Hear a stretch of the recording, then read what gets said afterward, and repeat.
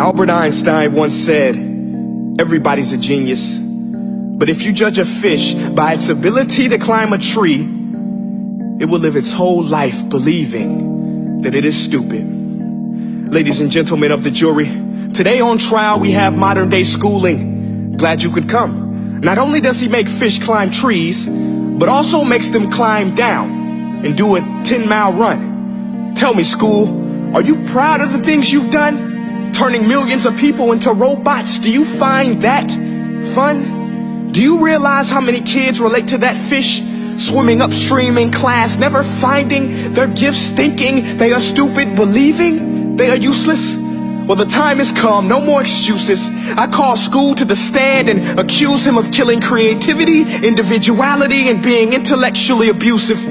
He's an ancient institution that has outlived his usage. So, Your Honor, this concludes my opening statement, and if I may present the evidence of my case, I will prove it. Proceed. Exhibit A. Here's a modern-day phone. Recognize it? Here's a phone from 150 years ago. Big difference, right? Stay with me. Here's a car from today, and here's a car from 150 years ago.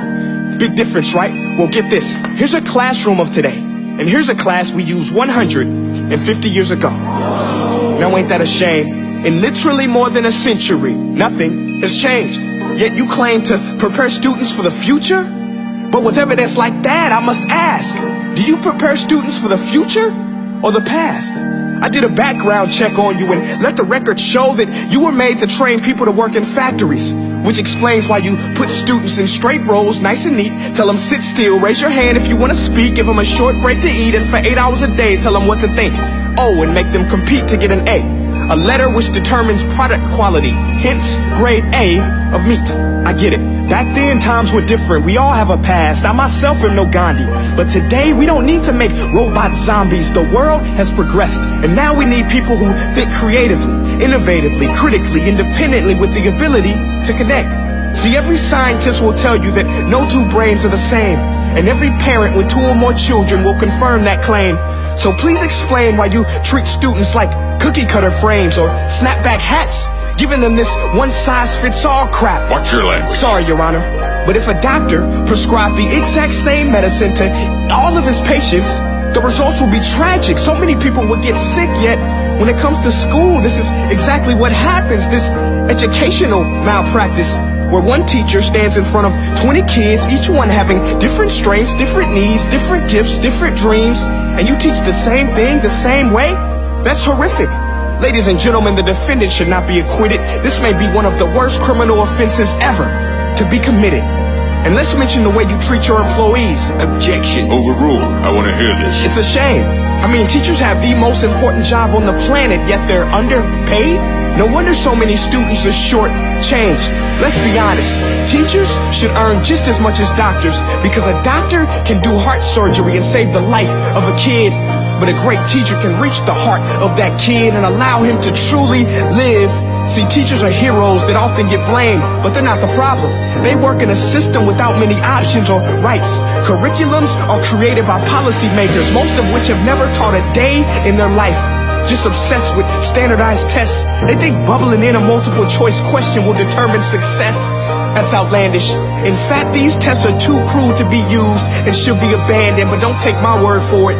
Take Frederick J. Kelly, the man who invented standardized testing, who said, and I quote, "These tests are too cruel to be used and should be abandoned." Ladies and gentlemen of the jury, if we continue down this road, the results will be lethal. I don't have much faith in school, but I do have faith in people. And if we can customize healthcare, cars, and Facebook pages, then it is our duty to do the same for education, to upgrade it, change it, do away with school spirit, because that's useless. Unless we're working to bring the spirit out of each and every student, that should be our task.